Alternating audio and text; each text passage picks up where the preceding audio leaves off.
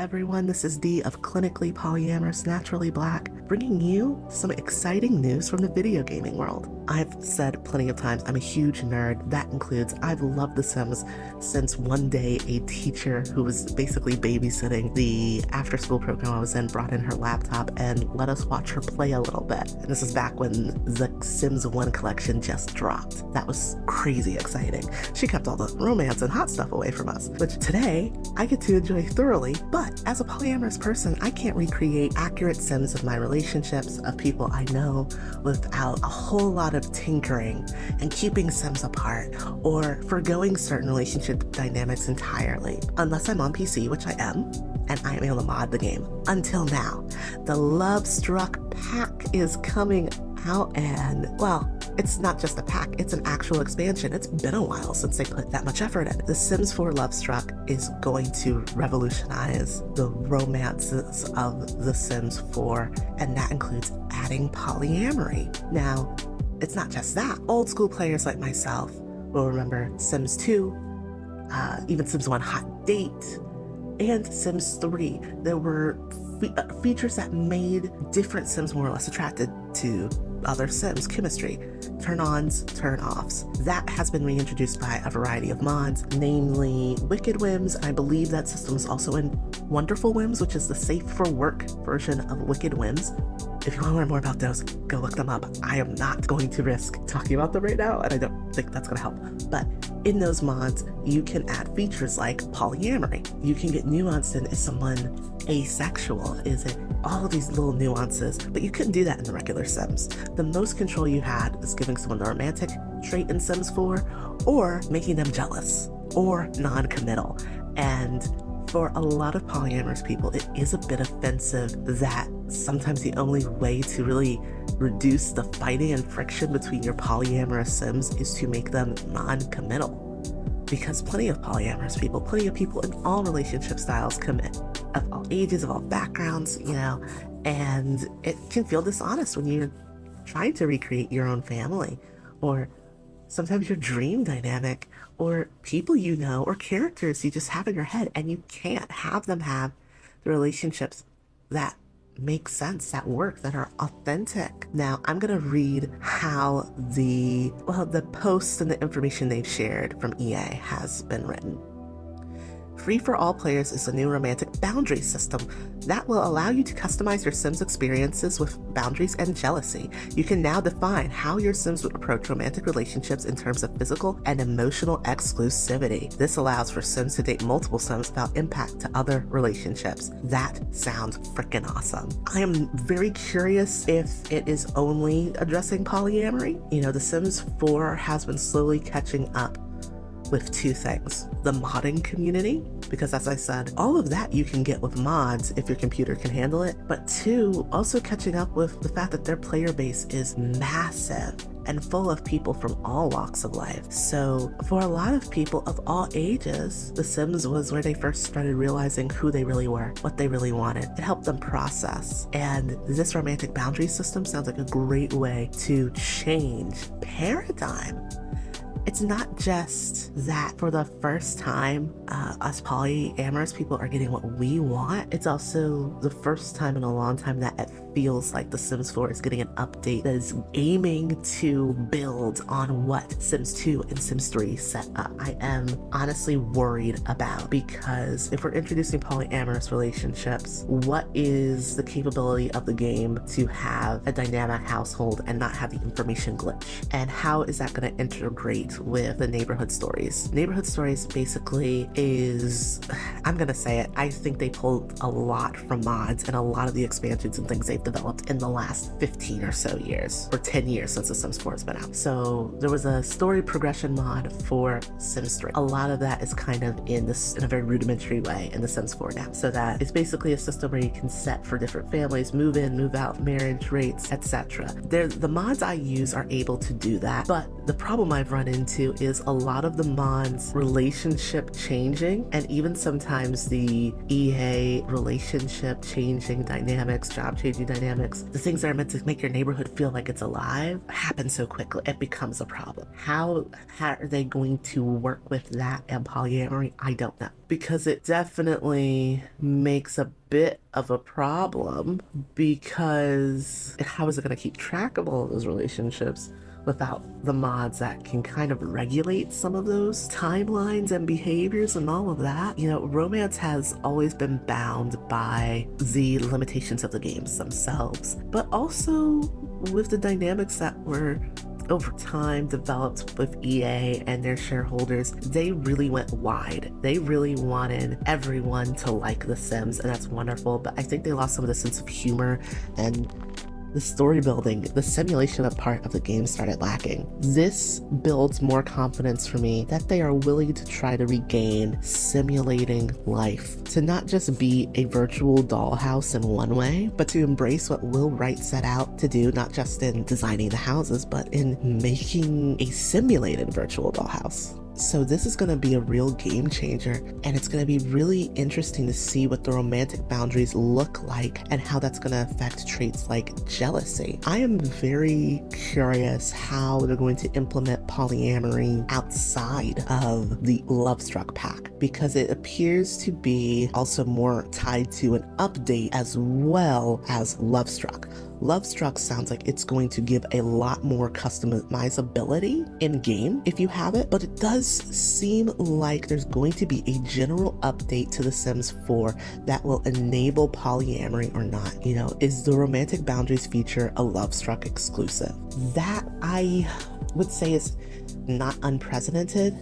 Turn-ons, turn-offs, those things, they have been listed as expansion pack aspects before, going back to The Sims 2. With that said, it does bother me if Lovestruck is being framed only as an adult expansion pack, and I think that is something I've seen a few articles and videos call out to. Simmers are worried that this is going to be just reinforcing the naughty bits. And it's not about puritanicalism, it's about polyamory should just be considered a relationship style. And if you're introducing this as part of romantic boundaries should be a default or at least a second, third expansion pack sort of material that is released. You know, I have been really dissatisfied with how The Sims 4 has released certain packs and the timelines with it. I know game design is so hard. It takes a lot of tinkering. It takes a lot of testing. This is a brand they want to get right. It's a brand where the stockholders, the shareholders, all of them have huge voices. Maxis is RIP, basically. EA is challenging nothing as opposed to challenge everything. But it is important to me to see romantic boundaries become part of the standard game. I think romantic boundaries as a concept is actually very useful, even for those of us who like the super dramatic Sims games, the ended marriages, the drama, the lifetime story of it all, the made-for-TV movie of it all. That is how we like to play. Sometimes we like to play with our realities too. I mean, I had added mental health mods to the game, so I could have my Sims reflect, you know, what I've dealt with, what people I've loved have dealt with, and I find it very therapeutic in that way. So I really want certain things to be more normalized in the game. I want polyamory to just be another relationship style. I want romantic boundaries to be a feature of the base game, and I want its update to not just be an advertisement for Lovestruck, or completely, for lack of a better word, handicapped by not having Lovestruck. But if it doesn't, oh, we are getting a dating app. We are getting an attraction system. We are getting what looks like some throwback items to the first and second Sims games, and even the third Sims game, where you have a heart-shaped bed. I'm gonna guess now, it probably doesn't vibrate. You know, a lip-shaped sofa, a lot of fur. It's possible that they're bringing back bachelor and bachelorette parties, a romance consultant, which I think is a great upgrade considering The Sims 2, and I'm going to use this word not as a slur, but to describe how the stereotype is. And the stereotype is, it would make essentially a gypsy, which is a character that was sort of in the first game, but it's not one character, they're NPCs. They're not Romani, but they're the Romani stereotype because they would have generated features from any number of ethnic groups in the game, and they would basically be fortune tellers. Oh, I think that's what they call them, fortune tellers. And they'd match you with someone and you go on an instant date, which the concept itself is not horrible. It's not necessarily like offensive in the bigoted way, but it's not great. But the concept itself isn't bad. Like, I think if the games do some really fun stuff with romance as a complicated cultural global phenomenon, that'll open more doors. But you have to also establish it's okay that your Sims can love more than one person. Have them have a preference for monogamy or polyamory or swing or romantic relationships or not having romantic relationships. Asexual and aromantic people deserve representation too. Some people have no interest in that. Some people, they play with sexual Sims and romantic Sims, but that's not what they put on their Sims, because that's not who they. This is an opportunity for the Sims 4 team to really blow some minds, and I'm so excited to see it happen. So I'm really going to consider for the first time in years buying this expansion pack. There's a few YouTubers I'm gonna mention who they make content I do not always agree with, but really have found to be interesting in terms of reviewing. So one is LGR, Lazy Game Reviewer. He's an amazing historian of technology and a collector of old tech. He has some really honest Sims 4 reviews. Don't quote me on this. I think he actually ended up being kind of kicked out of receiving free games from EA because he has always given honest honest reviews, and he stands by that, and I have a lot of respect for him, and he has a lot of love for the series. In a slightly opposite direction, there's Lil Simsie, Lilsimsie, makes great content. I have a lot of mixed feelings sometimes. They get a lot of positive interaction with EA directly, but they also try to be honest. She has at times, and increasingly more, called out, these times where she's not been happy with the content, and I actually respect that a lot. She is the namesake of the cow plant in the game as well. There is also another person.